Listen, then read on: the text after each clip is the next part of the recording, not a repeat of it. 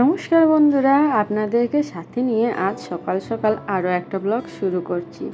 আশা করি আপনারা সবাই ভালো আছেন আর আপনাদের ভালোবাসায় আমরাও খুব ভালো আছি। কাল পাকুনের দুষ্টুমিতে আমরা সবাই তথ্যস্থ হয়ে গেছিলাম, তাই আজকে ঠিক করেছি সকাল সকাল নিজেদের কাজটা খুব তাড়াতাড়ি সেরে নেব। সেই প্ল্যান অনুযায়ী আমি আমার সকালে পুজো সেরে চলে এসেছি আর নিচে এসে দেখছি মামনির জলখাবার হয়ে গেছে। আর জলখাবারে চাউমিন করেছে, তার সাথে সাথে মামনি দেখলাম অর্ধেকের বেশিও রান্নাবান্না সেরে ফেলেছে। আজ এখনও পাকুমের খাওয়ার সময় হয়নি, কিন্তু ও ঘুমানোর জন্য খুব ছটফট করছে, তাই ঘুমানোর আগে ওকে খাইয়ে দেওয়ার একটু ব্যবস্থা করছি। সকালে তো ওকে আমি ন্যাস্টাম দিই, সেই জন্য একটু জল মাইক্রোওভেনে গরম করে নিচ্ছি।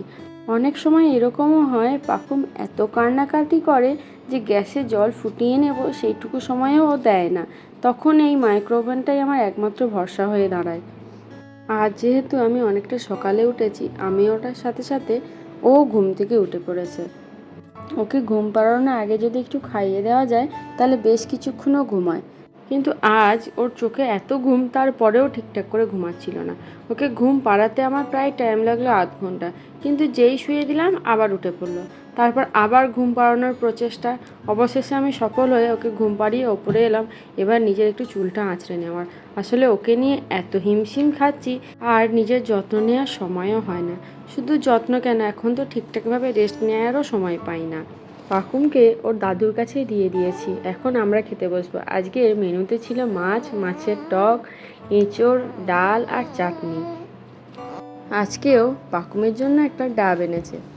এই ডাবটা কেটে খানিকটা জল ওর বোতলে ঢেলে দেওয়া হয়, তারপরও যখন জল খেতে চায় তখন একটু একটু করে ওই ডাবের জলটাই খাওয়ানো হয়। আমি তো আমার গোটা প্রেগনেন্সিতে সেরকম ভালো করে কিছু খেতেই পারিনি, কিন্তু প্রতিদিন একটা করে ডাব আমি খেতাম। বাবা বাজারে গেলে কিছু পাক আর না পাক আমার জন্য মনে করে অবশ্যই একটা করে ডাব আনতো। জানেন তো, আজকে আমার হঠাৎ একটা খুব মজার ঘটনা মনে পড়ে গেছে। পাকুম হওয়ার সময় আমার যে নার্সিংহোমে ভর্তি হওয়ার কথা ছিল, সকালে গিয়ে দেখে যে ওর কেবিনগুলো সব বুক হয়ে গেছে, তাই অগত্যা অন্য একটা নার্সিংহোমে আমাকে নিয়ে গিয়ে ভর্তি করা হয়। আমি যখন ভর্তি হই তখন একটাই কেবিন ফাঁকা ছিল, আর সেটা ছিল নার্সিংহোমের মেন এন্ট্রান্সের ঠিক পরেই। আর সেখান থেকেই আমার মনে একটা ভয়ের সৃষ্টি হয় যে একদম তো মেন দরজার সামনে, দরজা খোলা, যদি আমার মেয়েকে কেউ চুরি করে নিয়ে চলে যায়। সেই ভয়ে আমি রাতেও ঠিকঠাক করে ঘুমাতে পারতাম না, আবার দুপুরবেলাতে তো ঘুমাতামই না। যদিও কোনো সময় চোখ লেগে যেত, তার খানিকক্ষণ পরেই আমি থতমত করে ঘুম থেকে উঠে পড়তাম, আর আগে বেবি বেডটার দিকে তাকিয়ে দেখে নিতাম যে আমার পাকুমটা আছে কি না। ওকে দেখার পর মনের মধ্যে একটা ঠান্ডা অনুভূতি আসতো, তারপর আবার একটু রেস্ট নিয়ে নিতাম। সন্ধেবেলায় মুড়ি খাওয়ার জন্য একটু তেলে ভাজা করে নিলাম। আসলে আমি বেগুনটা খেতে পারি না, আমার খেলেই অ্যালার্জি বেরিয়ে যায়, সেই জন্য একটু কুমড়ো নিয়েই বেগনির মতো করে নিলাম। একটা কথা আশা করি আপনারা সবাই জানেন, যে বাচ্চা যখন ঘুমায় তখন বাচ্চার মাকেও নাকি ঘুমিয়ে নিতে হয়।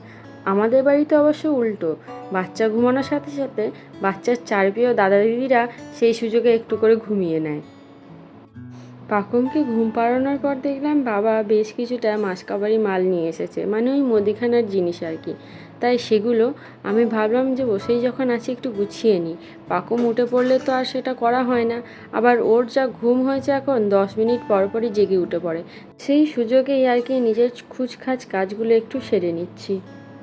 আগে আমি এই টাইমটা শুধুমাত্র নিজের জন্যই রাখতাম, এখন বাচ্চা হওয়ার পর মায়েদের বোধহয় আর নিজেদের কোনো টাইমই হয় না, এখন সবটাই বাচ্চাকে কেন্দ্র করে। তারপর যখন বাচ্চারা বড় হয়ে যায় তখন আর এক চিন্তা, তখন মনে হয় কত তাড়াতাড়ি কাজটা সেরে নিয়ে তাকে পড়তে বসাবো, ব্যাস সেই এক যুদ্ধ। আজকের এই পরীক্ষা, কাল সেই পরীক্ষা, তারপর ওই পরীক্ষা করতে করতে কবে যে বাচ্চাটা বড় হয়ে যাবে বুঝতেই পারবেন না। এখন মনে হয় কদিন আগে আমিই তো কতটুকু ছিলাম, তারপরে মনে হলো কবে বড় হবে, কবে বড় হবে, করতে করতে এখন বড় হয়ে গেছি। আর পাকুমা কদিন পর ভাববে যে আমি কবে বড় হব, কবে বড় হব, এই ভাবতে ভাবতে ও খুব তাড়াতাড়ি বড় হয়ে যাবে। তখন এই সময়টাকে খুব মিস করব। তাহলে বন্ধুরা, আজ তবে এইটুকুই থাক। যদি ভালো লেগে থাকে তাহলে একটা লাইক করে দিন, আর আপনাদের মতামতটা একটু কমেন্টে জানিয়ে দিন। নতুন এসে থাকলে আমাদেরকে সাবস্ক্রাইব করে আমাদের পাশে থাকার অনুরোধ রইল। টাটা।